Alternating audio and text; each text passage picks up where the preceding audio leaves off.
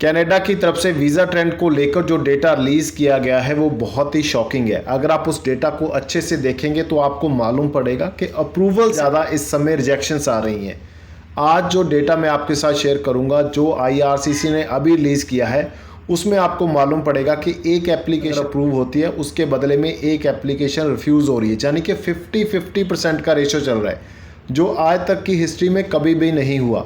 Normally 70% approval rate रहता है और 30-40% रिजेक्शन रेट रहता है, मगर इस समय जो डेटा रिलीज़ हुआ है जनवरी 24 से लेकर अभी तक का, उसमें 50% का रेशो सामने आ रहा है।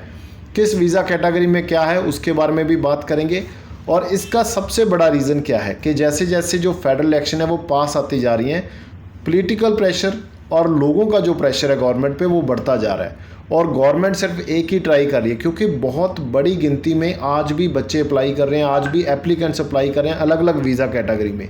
अगर हम टोटल नंबर ऑफ़ एप्लीकेशंस की बात करें कनाडा में, वो कंटिन्यू इंक्रीज़ हो रही हैं, चाहे वो प्रोसेसिंग में देखें, चाहे हम वो सर्विस स्टैंडर्ड टाइम में देखें, चाहे हम वो बैकलॉग में देखें।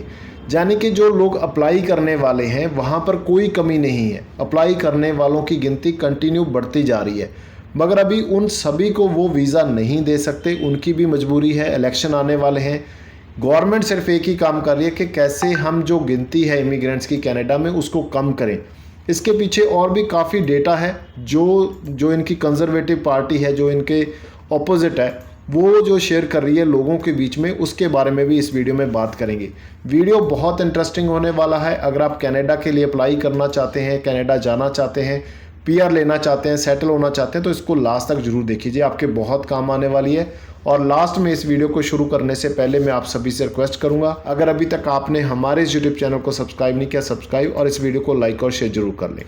सबसे पहले हम बात करेंगे वीज़ा ट्रेंड के बारे में, जो इस साल का वीज़ा ट्रेंड है जिसका डेटा उन्होंने पब्लिश किया है जनवरी 2024 में। अगर मैं TRV यानी कि टेम्परेरी रेजिडेंस वीज़ा की बात करूं तो 32,000 एप्लीकेशन ऐसी थी जिनको अप्रूवल मिला, यानी कि जिनको वीज़ा दिया गया, और जनवरी में ही 36,000 एप्लीकेशन ऐसी थी जिनको रिजेक्शन का सामना करना पड़ा, यानी कि 50% से भी कम जो अप्रूवल रेट था जनवरी 24 का।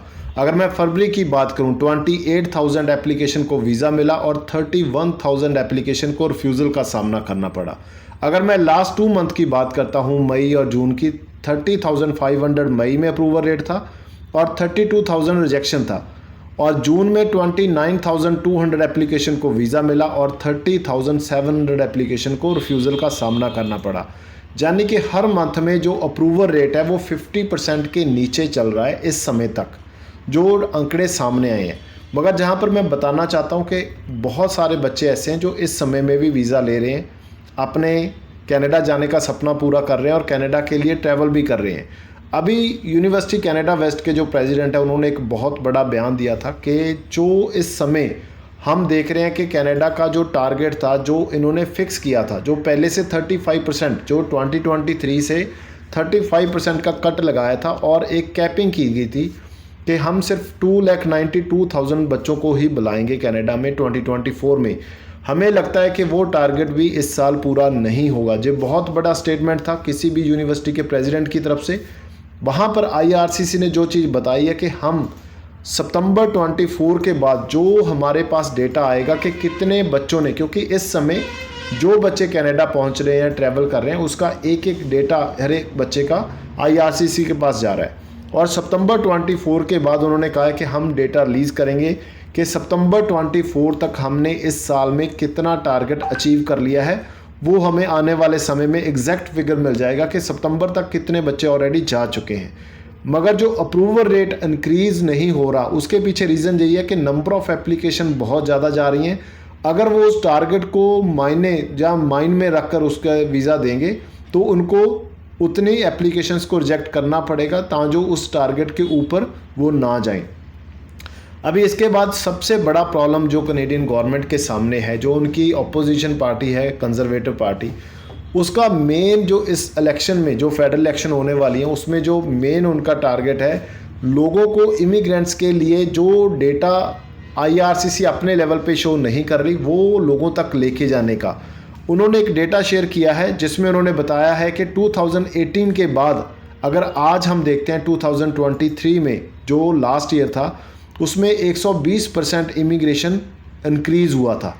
यानी कि अगर हम टेम्परेरी फॉरेनर वर्कर की अप्रूवल रेट के बारे में बात करते हैं 2018 की, तो वहाँ पर 1,08,988 अप्रूवल थे और 2023 में जो अप्रूवल रेट मिला था टेम्परेरी फॉरेनर वर्कर को वो 2,39,646, यानी कि 1,20% इंक्रीज़ हुआ था 2018 से लेकर अभी तक। उसके बाद जब इतने बड़े नंबर्स में उन्होंने बताया कि टेम्परेरी फॉरेनर वर्कर, फिर स्टूडेंट्स, फिर उनके स्पाउस, ये सब लोग कनाडा में आएंगे तो फिर जॉब्स की कमी ज़रूर होगी। जॉब्स की कमी के साथ साथ जो उन्होंने डेटा दिया कि हाउसिंग क्राइसिस आने के पीछे भी इमिग्रेंट्स का या इमिग्रेशन का बहुत बड़ा हाथ है। उन्होंने एक आंकड़ा शेयर किया जिसमें 2016 में जो पीआर हुए थे लोग, जो पीआर की एप्लीकेशन एक्सेप्ट हुई थी वो थी 2,96,000 और न्यू होम्स बिल्ड किए गए थे 2016 में 1,98,000, यानी कि करीब करीब 1 लाख का डिफरेंस था। जहां पर 2023 में जब ये आंकड़ा आया कि 4,65,000 लोगों को पीआर दिया गया और जो न्यू होम बिल्ड किए गए वो जस्ट 2,22,000 है, तो वो बहुत बड़ा डिफरेंस हो गया, मतलब 50% का हो गया। 2,20,000 जो न्यू होम बिल्ड हुए और जो न्यू इमिग्रेंट्स जहाँ जिनको पीआर मिला वो 4,65,000 थे जिनको सिर्फ पीआर मिला। जो टेम्परेरी बेसिस पे कनाडा में एंटर हुए लोग जो कम से कम 8 से 10 लाख थे, उसका आंकड़ा अभी यहाँ पर नहीं है। 2024 में 4,85,000 का जो टारगेट है जिनको पीआर देना है, मगर न्यू होम बिल्ड कितने हो रहे हैं? 2 लाख, यानी कि हर साल 2 लाख न्यू होम्स है वो बिल्ड हो रहे हैं, मगर 5 लाख के आसपास लोग पीआर हो रहे हैं। तो ये आने वाले समय में ये डेटा जो पार्टी है ट्रूडो की उसको बहुत बड़ी तकलीफ़ में डाल सकता है। इस समय गवर्नमेंट की एक ही कोशिश है कि जो अभी नेगेटिविटी फैली हुई है उन सभी लोगों को बीच में जो कैनेडियन इलेक्शन में पार्टिसिपेट करेंगे उनको कैसे पॉजिटिव किया जाए, कैसे हम इमिग्रेंट्स को कम करें, कैसे हम लोगों के लिए जॉब्स, ज़्यादा से ज़्यादा जॉब्स और अच्छे वेज रेट पे प्रोवाइड करें। ये सबसे बड़ा इस समय का इशू है।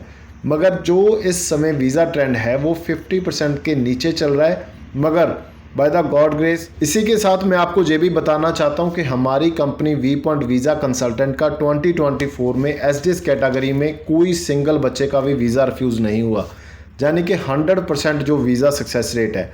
अगर मैं टूरिस्ट वीज़ा, विजिटर वीज़ा की बात करूँ तो 95% का हमारा वीज़ा अप्रूवल रेट है, और अगर हम स्पाउस ओपन वर्क परमिट की बात करें तो 99% हमारा वीज़ा अप्रूवल रेट है। यानी कि अप्रूवल रेट का जो इस समय हमने ट्रेंड देखा है, जो चीज़ें हम इस डेटा में निकल कर आई हैं, हम खुद इसको देखकर शॉकिंग में है कि इतने नेगेटिव ट्रेंड में भी हम कैसे इतने पॉजिटिव रिजल्ट ले पा रहे हैं।